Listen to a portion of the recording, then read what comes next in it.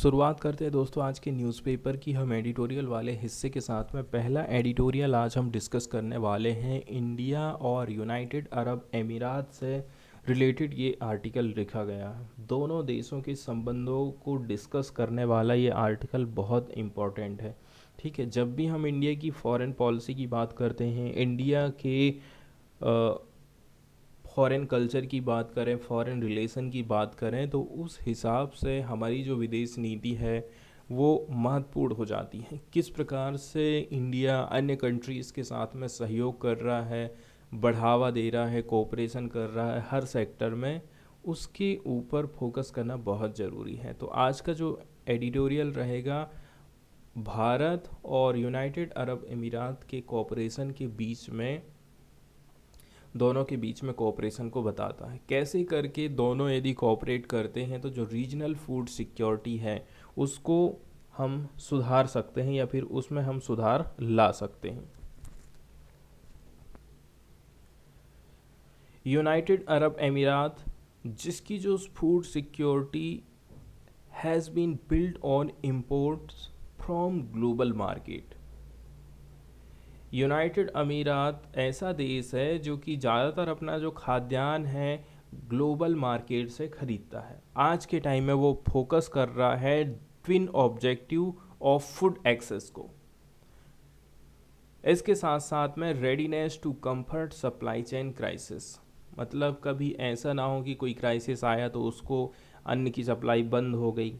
इसके साथ साथ में फूड एक्सेस को भी हर कोई लोग सस्ते दर पर कैसे करके ये संभव हो सकता है कि हम जो फूड खरीद रहे हैं बाहर से वो सस्ता हो।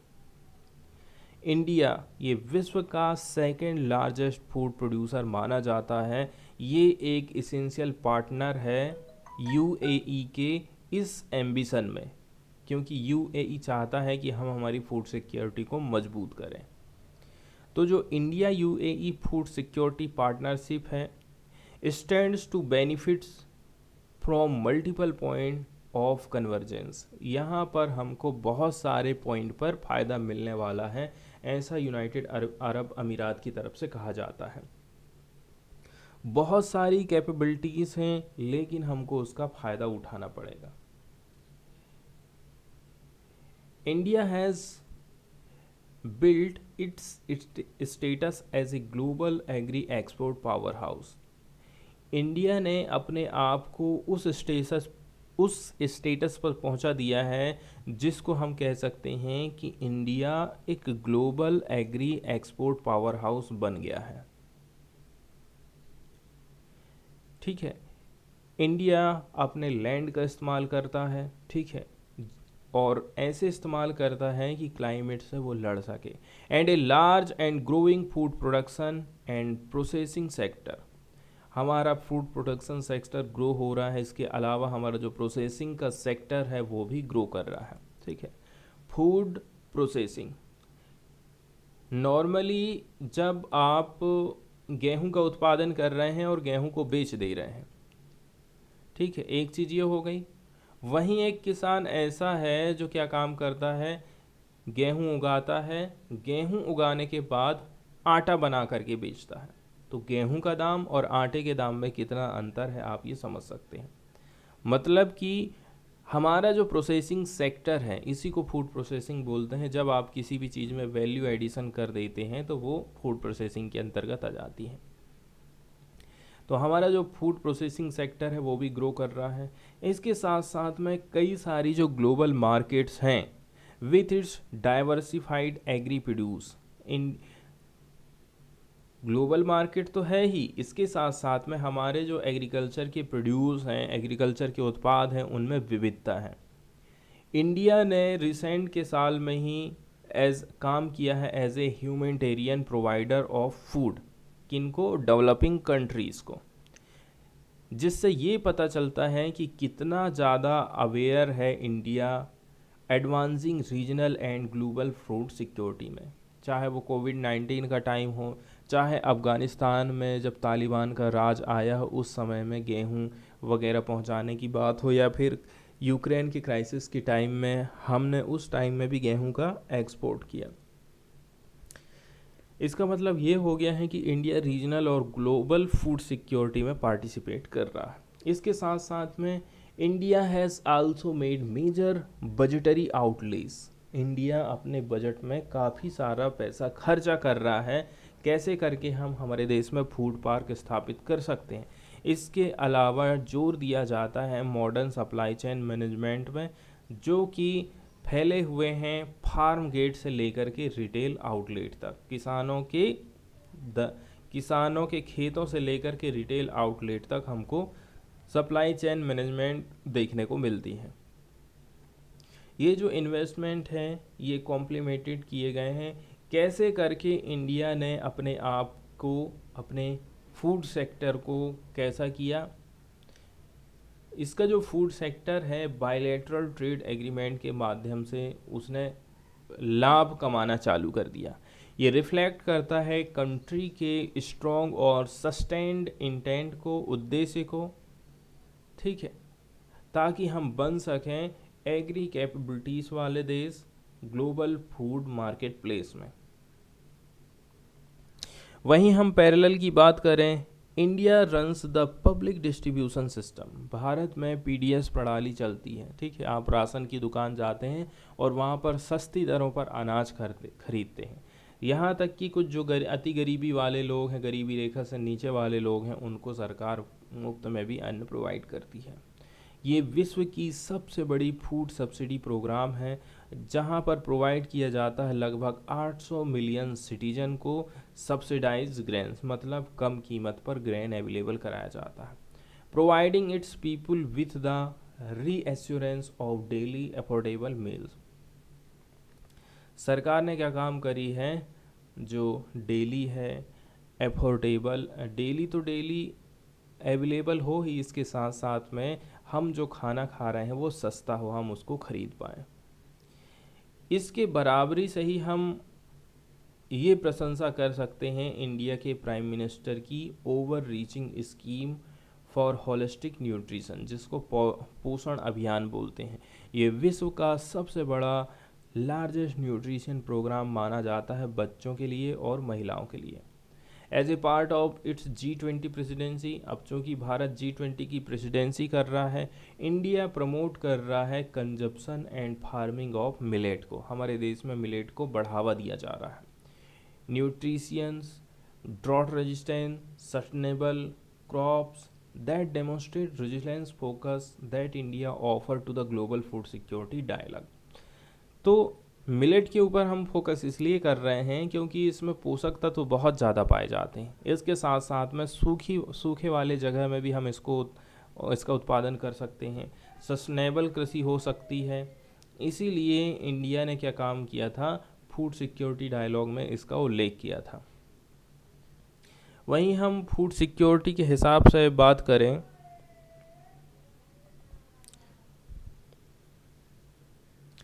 वहीं फूड सिक्योरिटी की यदि हम बात करें तो G20 की प्रेसिडेंसी में इंडिया ने क्या काम किया है, वो एड्रेस करना चाहता है 3CS को। 3CS मतलब कोविड, कॉन्फ्लिक्ट और क्लाइमेट को। To borrow from India's external affair minister as Jaishankar address last year issues pernicious to food security in India and across the globe. तो यहाँ से ये पता चलता है कि इंडिया न केवल अपने देश के लिए, इसके साथ साथ में विश्व के लिए भी फूड सिक्योरिटी को सिक्योर करना चाहता है। इसके बाद यूनाइटेड अमीरात क्या चाहता है, ठीक है। यदि हम एक साथ में देखें तो India brings to the table an incredible wealth of food sector experience. Food sector experience से काफ़ी कुछ इंडिया ने पाया है और इंडिया के पास एबिलिटी है कि वो ऑपरेशनलाइज कर सकता है विश्व के लार्जेस्ट फूड सप्लाई चेन को। इसके अलावा फॉर्मिडेबल इसके पास कैपेबिलिटीज़ हैं। इसमें एक वर्ड यूज़ किया गया है फॉर्मिडेबल्स, ठीक है। फॉर्मिडेबल का मतलब होता है दुर्जेय।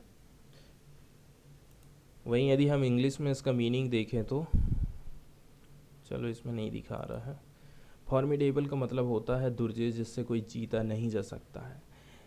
जिसके अंतर्गत स्ट्रेंथनिंग किया जा रहा है इंडिया यूएई के फूड सिक्योरिटी पार्टनरशिप में, ठीक है, अलग अलग तरीक़ों से। वहीं यदि हम बात करें ड्यूरिंग द I2U2, मतलब I2U2 किसको बोला जा रहा है? इंडिया, इजराइल, यूनाइटेड अरब अमीरात और यूनाइटेड स्टेट। I2U2 का जो समिट है लास्ट ईयर जुलाई में आयोजित किया गया था, तो यूनाइटेड अरब अमीरात ने कमिटमेंट किया था $2 बिलियन का इन्वेस्टमेंट करेगा। कहाँ पर? फूड पार्क इंडिया में। कहाँ कहाँ पर? मध्य प्रदेश और गुजरात में। तो ये काफ़ी हमारे लिए इम्पोर्टेंट पॉइंट हो जाता है कि किस प्रकार से यूनाइटेड अरब अमीरात भी हमारे देश में इन्वेस्टमेंट करने का काम कर रहा है। While the signing of a food security corridor on comprehensive economic partnership agreement, इसके अलावा एक फूड सिक्योरिटी कॉरिडोर के ऊपर भी सिग्नेचर किए गए थे। किसके चलते चलते? कंप्रहेंसिव इकोनॉमिक पार्टनरशिप एग्रीमेंट के चलते चलते।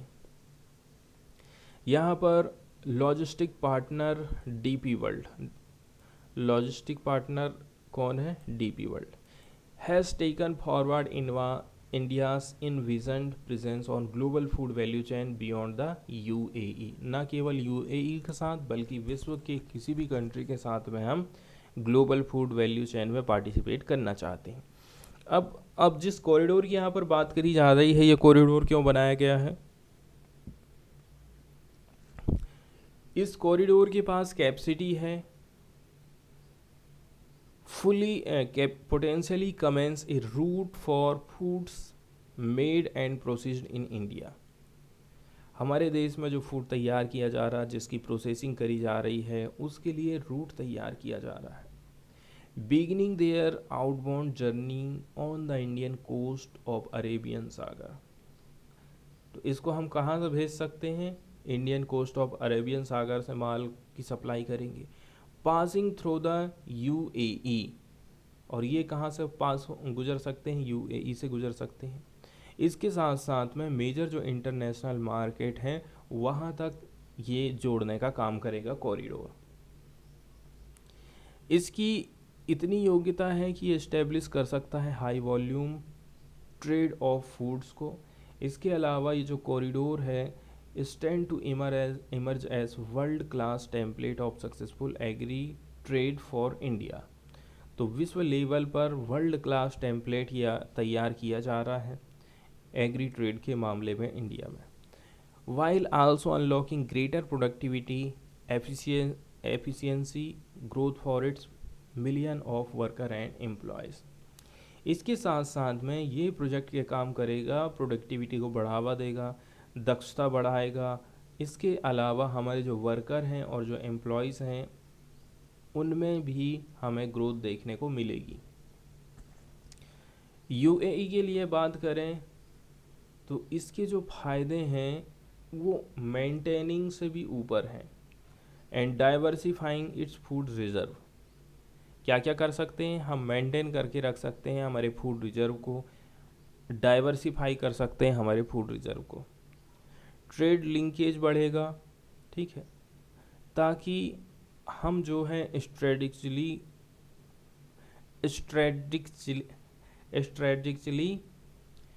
हम जिनसे, जैसे कि किसी और देश से ख़रीदते थे, आज के टाइम में हम इंडिया से ख़रीदने लग गए हैं, तो इसमें हमें वेरिएशन देखने को मिल रहा है हमारे रिलेशन में। तो Asia, Europe to serve as India's food export gateway to West Asia and Africa region. इससे क्या होगा? इंडिया वेस्ट एशिया में माल भेज पाएगा, अफ्रीका में भेज पाएगा, यूरोप में भेज पाएगा, एशिया में भेज पाएगा। तो ये जो फूड कॉरिडोर का इनक्रेडिबल कमर्शियल पोटेंशियल है, सेवरल UAE बेस्ड कंपनीज ने एक्सप्रेस किया है अपने इंटरेस्ट को। उन्होंने अपनी इच्छा जताई है कि हम कंस्ट्रक्ट करेंगे एक सपोर्टिंग लॉजिस्टिक और इंफ्रास्ट्रक्चर पाइपलाइन को, ताकि ट्रेड को एक्सेलरेट किया जा सके और फूड कॉरिडोर को हम स्थापित कर सकें। तो यहाँ पर एक बात और करी जाती है लॉजिस्टिक और इंफ्रास्ट्रक्चर पाइपलाइन की।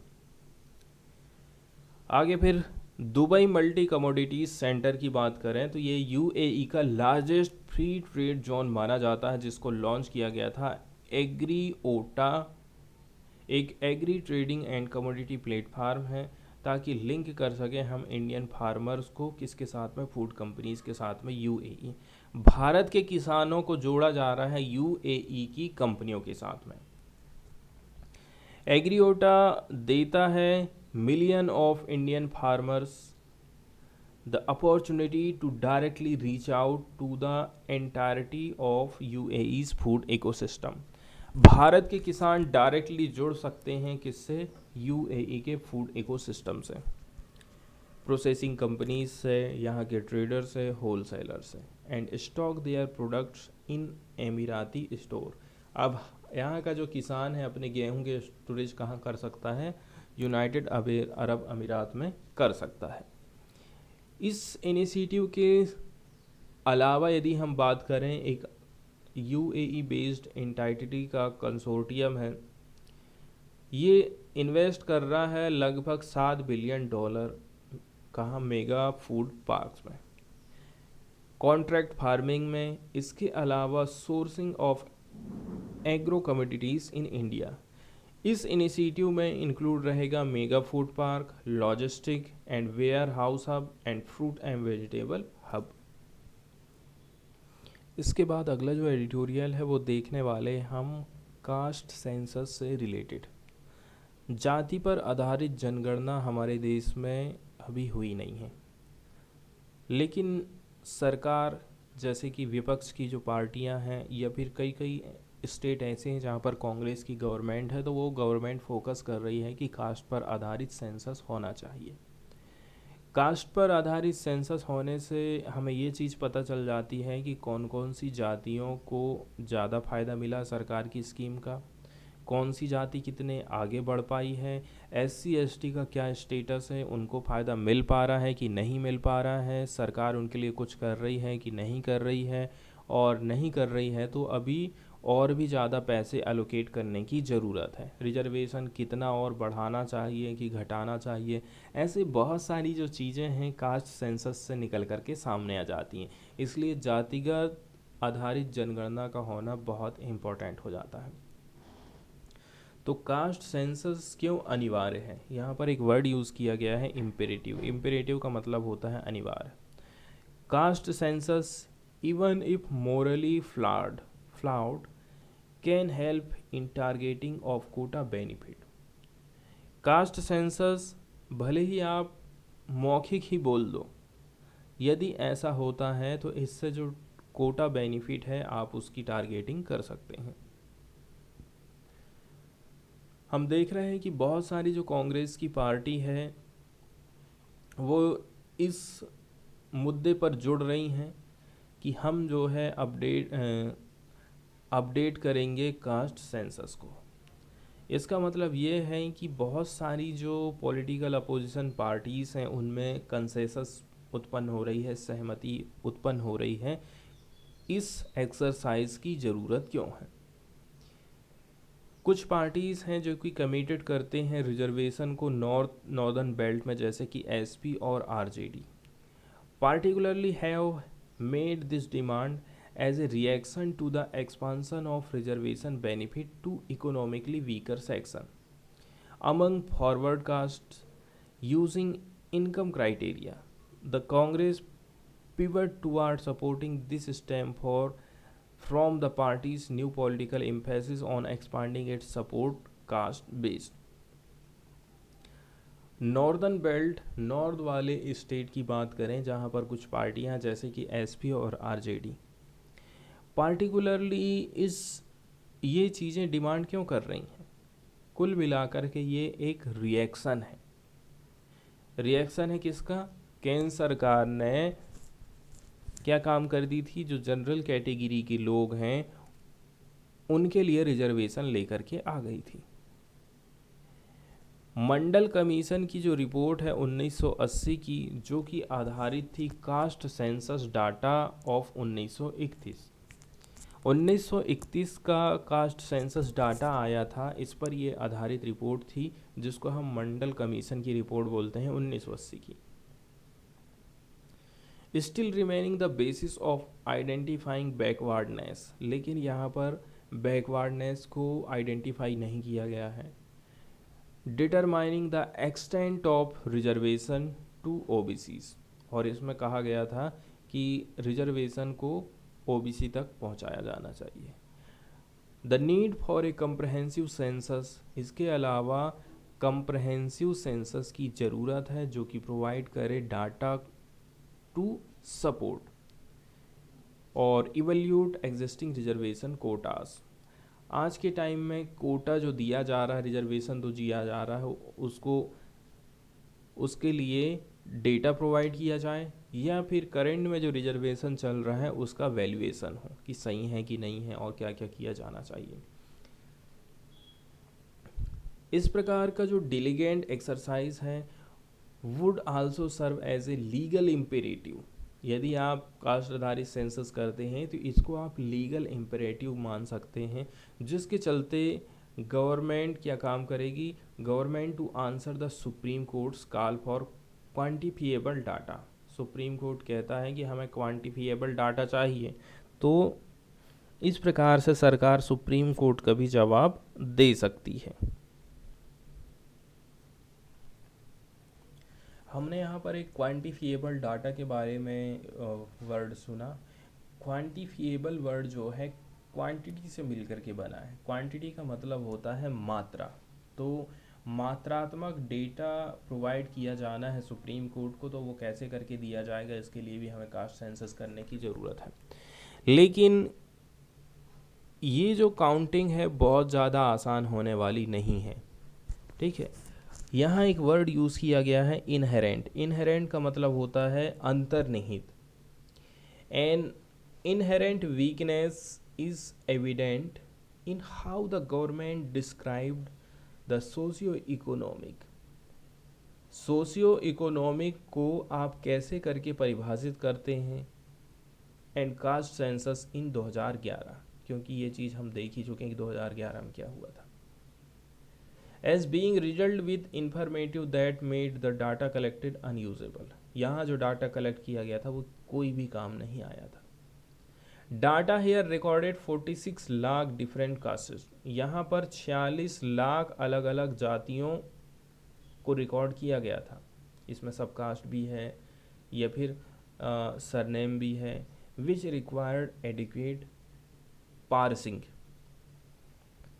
यहाँ एक वर्ड यूज़ किया गया है पार्सिंग, ठीक है। पार्सिंग, इसका हम मीनिंग देख लेते हैं। कहाँ चला गया, विच रिक्वायर्ड पार्सिंग, ठीक है। पार्सिंग को यहाँ पर देखते हैं क्या डिफाइन किया गया है। पार्सिंग एक वर्ड है, ठीक है। पार्सिंग का मतलब होता है resolve a sentence into its component parts and describe their syntactics role. यहाँ पर एडिक्वेट रिजॉल्व डेटा को रिजॉल्व करने की बात करी जा रही है, डेटा को अलग अलग करने की बात करी जा रही है before being used for proper enumeration. Proper जनगणना करने के पहले ही हमें डेटा को अलग अलग करके रखना पड़ेगा, तब जाकर हम इसका इस्तेमाल कर सकते हैं। सर्वे यदि जल्दी जल्दी में कंडक्ट कराए जा रहे हैं without utilizing the census commissioners and the office of registrar general properly also rendered it problematic। आप जल्दी जल्दी में जनगणना नहीं कर सकते हैं, आपको यूटिलाइज़ करना पड़ेगा सेंसस कमिश्नर्स का, ऑफिस ऑफ रजिस्ट्रार जनरल का प्रॉपरली, तब जा कर के सही सही जनगणना आप कर सकते हैं।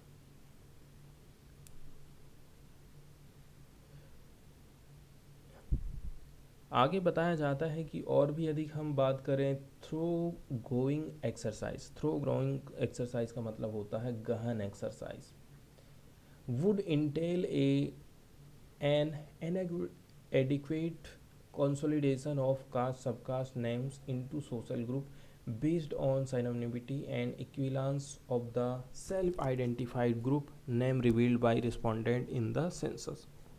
बहुत सारी हमको यहाँ पर समस्याएं देखने को मिल जाएंगी, जैसे कि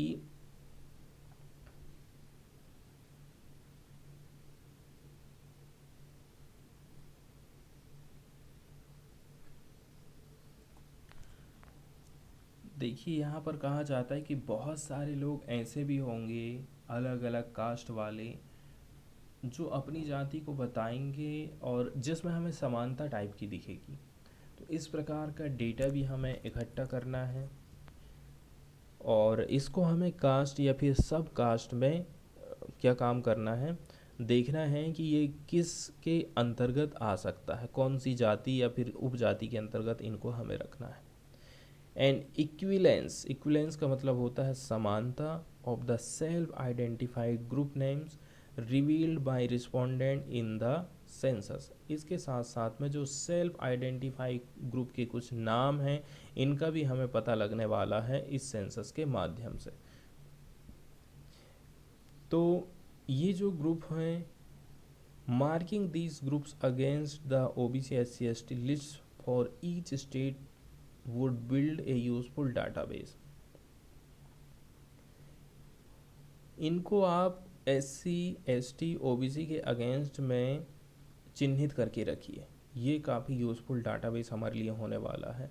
विच can be utilized in decennial census. Decennial census का मतलब होता है 10 साल में होने वाली जनगणना, और हमारे देश में 10 साल में ही जनगणना होती है। The data obtained this way can be used to parse aggregate socio economic information for this group.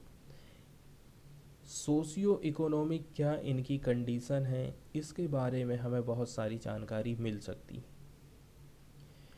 But with the government having postpone the long delayed 2021 census. अब हम देखते हैं कि सरकार ने 2021 की जो सेंसस है उसको स्थगित कर दी कोविड-19 का बहाना लेकर के। वहीं जब चुनाव आया तो चुनाव को स्थगित नहीं किया गया। यहाँ एक वर्ड यूज़ किया गया है एक्विजिसिंग। एक्विजिसिंग का मतलब होता है स्वीकार करना। Demand of including caste count, और यहीं से डिमांड उठती है कास्ट पर आधारित काउंटिंग की। इसके बाद हम देखने वाले हैं इंडिया की जो पॉपुलेशन है चाइना से भी आगे बढ़ जाएगी मिड 2023 तक। मतलब कि अभी ये चौथा महीना चल रहा है, ठीक है। लगभग 6वें महीने तक, 7वें महीने तक, 8वें महीने तक हम ये देखेंगे कि इंडिया की जो पॉपुलेशन है वो सरपास कर जाएगी चाइना की पॉपुलेशन को। इंडिया की पॉपुलेशन का प्रोजेक्शन लगाया जा रहा है 142.86 करोड़, और चाइना का प्रोजेक्शन क्या है 142.57 करोड़। इसका मतलब ये है अब खतरे की घंटी भारत के लिए बज गई है। पॉपुलेशन का ट्रेंड ऐसा रहेगा कि हमारी जो यदि स्लोअर ग्रोथ, पॉपुलेशन का जो ट्रेंड है ग्रोथ को स्लोअर करेगा। इसके साथ साथ में हमारे समाज के जो लोग हैं उनकी उम्र बढ़ते जाएगी, ऐसा कहना है रिपोर्ट का। यदि आप फैमिली प्लानिंग करते हैं तो इससे जेंडर बेस्ड डिस्क्रिमिनेशन होने वाला है। फैमिली प्लानिंग करने का मतलब ये है जैसे कि कोई एक जोड़ा है, कोई पति पत्नी है, वो चाहते हैं कि 2 बच्चे ना हो के मुझे एक ही बच्चा चाहिए। अब एक बच्चा या तो लड़का हो सकता है या फिर लड़की हो सकती है। अब ऑलरेडी में हम देख रहे हैं भारत में जो लिंगानुपात है वो डाउन है, महिलाएं कम हैं और पुरुष ज़्यादा हैं। अब उस जोड़े का एक लड़का हो गया, इसका मतलब ये है कि एक लड़की कम हो गई। इस प्रकार से हमें डिस्क्रिमिनेशन देखने को मिल सकता है। यूनाइटेड नेशंस का कहना है एक रिपोर्ट में India will have about 2.9 million people more than China in the middle of 2023। 2023 के इसी साल के मध्य तक हम देखेंगे इंडिया के पास 2.9 मिलियन लोग ज़्यादा हैं चाइना की अपेक्षा यदि तुलना करें तो। India was not expected to become the most populous nation until later this decade. India सोच रहा था कि कम से कम इस 10 साल तक तो हम नंबर 1 की जनसंख्या वाला देश ना बने, लेकिन ये बहुत जल्दी घटित हो रहा है। क्यों? क्योंकि चाइना की जो फर्टिलिटी रेट है वो गिरते जा रही है। वहीं जो ब्रिक्स नेशंस हैं, India has the second highest total fertility rate of 2। BRICS countries की बात करें,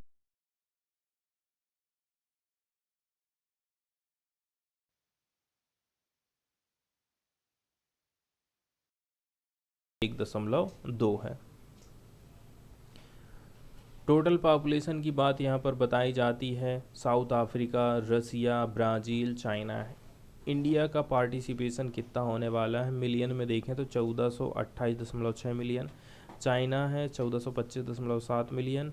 ब्राज़ील की है 216.4 मिलियन। रसिया की 144.4 मिलियन। साउथ अफ्रीका की है 60.4 मिलियन। एक चीज़ हमें और देखना है कि टोटल फर्टिलिटी रेट हम किसको बोलेंगे। एक महिला अपनी औसत जीवन में कितने बच्चों को जन्म देती है, उसको हम बोलते हैं total fertility rate of women. 2023 के हिसाब से देखें तो साउथ अफ्रीका में ये सबसे ज़्यादा है, 2.3 है। 2 से भी ज़्यादा बच्चे हैं साउथ अफ्रीका की महिलाओं के। इंडिया की फर्टिलिटी रेट है 2, ब्राज़ील की है 1.6, रसिया की है 1.5 और चाइना की है 1.2। मतलब बड़ी बड़ी कंट्रीज़ के हिसाब से देखें तो चाइना की फर्टिलिटी रेट काफ़ी कम है।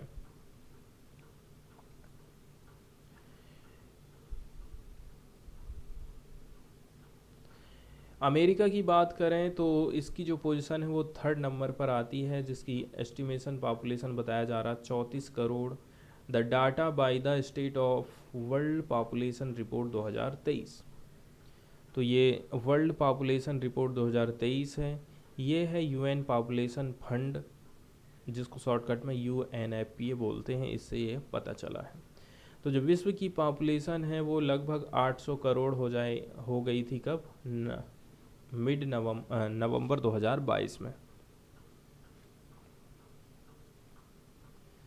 इसके बाद ये जो रिपोर्ट कहती है कि खतरे की घंटी बजते जा रही है, क्योंकि जो पॉपुलेशन का ट्रेंड है anywhere point two slower growth and ageing societies. इससे क्या हो रहा है, हमारे देश की जो ग्रोथ है वो स्लो हो जा रही है, इसके साथ साथ में जो लोग हैं वो बूढ़े होते जा रहे हैं। लगभग 8 कंट्री ऐसी हैं, ठीक है, 8 कंट्रीज़ के नाम ऐसे हम बता रहे हैं, account for half the projected growth in global population by 2050। Global population का आधा हिस्सा, जितनी भी ग्रोथ हो रही है उसका आधा हिस्सा कहाँ से आ रहा है, डेमोक्रेटिक रिपब्लिक ऑफ कांगो से, Egypt, Ethiopia, India, Nigeria, Pakistan and Philippines and United Republic of Tanzania से। जबकि 2/3 हिस्सा लोगों का 2/3 हिस्सा कहाँ पर रह रहा है, in a country where lifetime fertility correspondent with zero growth. मात्र 2/3 हिस्सा ऐसा है जहाँ पर लाइफ टाइम फर्टिलिटी जो करस्पॉन्डेंस है जीरो ग्रोथ देखने को मिल रही है। हम ऐसे टाइम की बात कर रहे हैं जहाँ पर लोग ये चाहते हैं कि 2 बच्चों का नियम आना चाहिए इंडिया में। बहुत सारे पॉलिटिकल लीडर इसी बात की वकालत करते हैं। कुछ स्टेट ऐसे जैसे कि असम ने इशू किया है कुछ ऑर्डर 2021 में, ताकि 2 ही बच्चे लोग रखें। Those with more than 2 children from government job, उनको गवर्नमेंट जॉब नहीं मिलेगी जिनके 2 बच्चे हैं। The UN agency said its finding for India too had suggested that population anxieties have steeped into large portion of the general public। तो population बढ़ रही है, इसकी टेंशन लोगों में भी बढ़ते जा रही है। इसके बाद वाली न्यूज़ हम डिस्कस करने वाले हैं जो कि स्ट्रेइंग डॉग है। मतलब आप सड़कों में देखते हैं आवारा कुत्ते घूमते रहते हैं।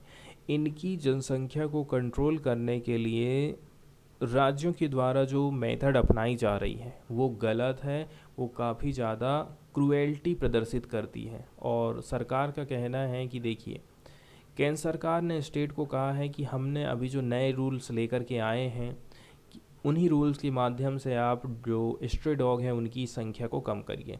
अब सरकार स्ट्रे डॉग की संख्या को कम क्यों करना चाहती है, क्योंकि बहुत सारी घटनाएं हम ऐसी देख रहे हैं कि ये जो स्ट्रेइंग डॉग है हॉस्पिटल में घुस करके कई सारे छोटे छोटे बच्चों की जान ले लेते हैं, ठीक है। और बहुत सारी ऐसी घटनाएं देखते हैं कि रास्ते में किसी को काट दे या ऐसी घटनाएं घटित होते रहती हैं। हमारे देश में आवारा कुत्तों का अटैक बढ़ते जा रहा है। केंद्र सरकार ने डिसाइड करी है कि हम थोड़ा सा जो स्टेट गवर्नमेंट है, लोकल सेल्फ गवर्नमेंट है एंड रेसिडेंट वेलफेयर एसोसिएशन है, आप किस चीज़ को पालन करेंगे? नया जो हम एनिमल बर्थ कंट्रोल रूल्स लेकर के आए हैं, और ये नियम कानून किसने लेकर के आया था? एनिमल हस्बेंड्री मिनिस्ट्री ने रिसेंटली लेकर के आया था। 10 मार्च को नोटिफाई किया गया था। The rules put the honours of maintaining and controlling the population of stray dogs on LSG and RWS। कैसे करके कंट्रोल किया जाए इन कुत्तों की पॉपुलेशन को? तो इसमें कहा गया है 2001 का जो कानून बना है, जो कि prevention of cruelty act, cruelty to animals act 1960 के हिसाब पर बनाया गया है। ये रूल्स इम्पोर्टेंट है हमारे लिए। इसको अमेंडमेंट किया गया था। इसके अंतर्गत क्या कहा जा रहा है? हमें अडॉप्ट करना है कुछ मानवीय प्रोसीजर्स का, इन्हीं के माध्यम से आप इनकी पॉपुलेशन को कंट्रोल करेंगे। ऐसा नहीं है कि आप करंट लगा करके मार दे रहे हैं या फिर जहर दे करके मार दे रहे हैं। तो कुछ ऐसी मेथड हैं जिनके माध्यम से ही हम इनकी संख्या को कंट्रोल कर सकते हैं। जैसे कि यदि आप इनकी नसबंदी कर रहे हैं तो आप उनको थोड़ा सा क्या दीजिए, उनको आप सुन्न करने की दवाई दीजिए या फिर बेहोशी की दवाई दीजिए, तब जा कर के ये काम करिए।